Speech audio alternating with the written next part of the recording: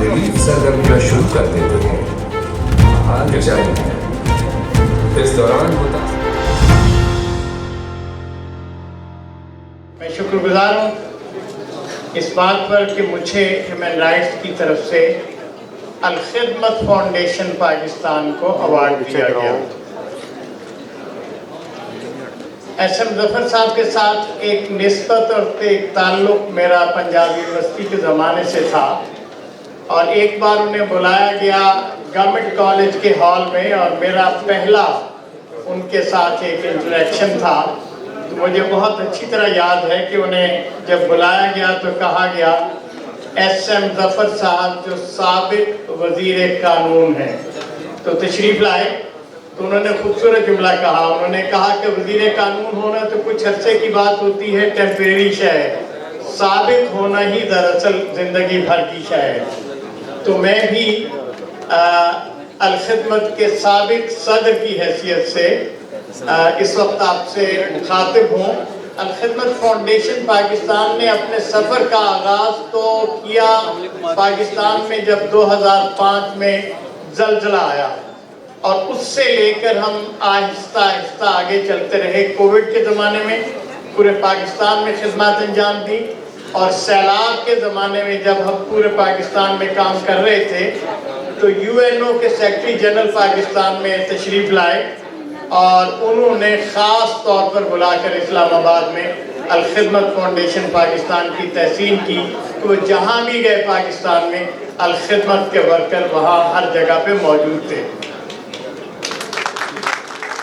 یہ اللہ کا کرم ہے کہ پاکستان میں الخدمت فاؤنڈیشن کے پاس رضاکاروں کی کم از کم 60,000 افراد کی تعداد موجود ہے، اور کسی مرحلے پر کسی جگہ بھی کوئی چیز ہوتی ہے تو الخدمت کے رضاکار اس سے پہلے کہ حکومت کے ادارے اور ایجنسیاں پہنچے یہ وہاں موجود ہوتے ہیں.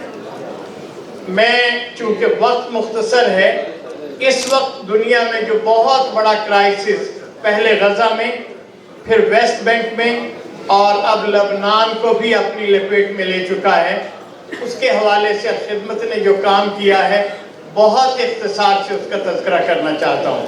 ایک این جی او کی حیثیت سے اللہ نے یہ کرم کیا کہ پاکستان کے اندر اور بیرون ملک ہم نے ایک بڑی کمپین کا آغاز کیا، اور اس وقت تک 11 شپمنٹس جن میں سے 8 ہوائی جہاز اسپیشل الخدمت نے پاکستان میں جو ہے اس کا آغاز کیا، اور اس کو غزہ میں اور مصر میں پہنچایا تاکہ فلسطینی لوگوں تک یہ سامان پہنچ سکے. غزہ کے اندر غزہ کے رہنے والوں پہ مشتمل ہم نے ٹیم بنائی جو وہاں کاموں کی ہیلپ کے حوالے سے، دوائیوں کے حوالے سے، خوراک کے حوالے سے کام کر رہے ہیں. ہم نے اپنا ایک آفس مصر میں بنایا، ایک اردن میں بنایا، اور پاکستان کی واحد این جی او ہے جس نے اونروا کے ساتھ، مصر کی ریڈ کریسنٹ کے ساتھ، ہاشمائٹ فاؤنڈیشن اردن کے ساتھ مل کر اس کام کا آغاز کیا، اور 3 بڑے بحری جہاز جس میں زیادہ تر خوراک کا سامان اور باقی چیزیں موجود تھیں اس کو وہاں روانہ کرنے کا اہتمام کیا. یہ تو اس کا ایک حصہ تھا. ہم نے پاکستان گورنمنٹ سے گزارش کی ہے، اور ہمیں امید ہے کہ راستہ نکلے گا کہ وہاں کے زخمیوں کو پاکستان میں بلا کر اس کا علاج کیا جائے، اور الخدمت ان کے ہوائی سفر کو بھی، یہاں کی رہائش کو بھی، یہاں کے علاج کو بھی اپنی ذمہ داری قبول کرتے ہوئے سے پورا کرے گی. الخدمت فاؤنڈیشن پاکستان نے پچھلے عرصے میں جدوجہد کی، اور الحمدللہ ایک بہت بڑا بریک تھرو ہوا. ہم نے اگین این ڈی ایم اے کے ذریعے سے، حکومت پاکستان کے ذریعے سے، اور سفارتکاروں کے ذریعے سے یہ چاہا کہ غزہ کے اندر پڑھنے والے 3rd year 4th year 5th year کے میڈیکل کے جو اسٹوڈنٹ ہیں، چونکہ یونیورسٹیاں مکمل طور پر تباہ ہو چکی ہیں، ان کو بلا کر پاکستان میں تعلیم دلوائی جائے. 199 بچوں کے ویزے اپروو ہو گئے ہیں. 47 بچے پرسوں ترسوں لاہور میں آ گئے ہیں، اور کل اپنا اسلام آباد میں کوئی 65 بچے اور بچیاں गजा के तलबा की सूरत में पाकिस्तान में आए हैं। हम इनकी खुराक, इनकी तालीम, इनकी रिहाइश, इनकी सिक्योरिटी, इस सब का बंदोबस्त अल्हम्दुलिल्लाह अल-खिदमत फाउंडेशन पाकिस्तान ने अपने ज़िम्मे लिया है। वहाँ के बहुत सारे अस्पतालों में दवाइयों के भेजने का इस्तेमाल कर रहे हैं और ख़ुद तुर्की के अंदर आने वाले भी बहुत सारे गजा के तालिब इल्मों को स्पॉन्सर करने का काम हमने शुरू किया है। अल-खिदमत की बेशुमार खिदमात हैं।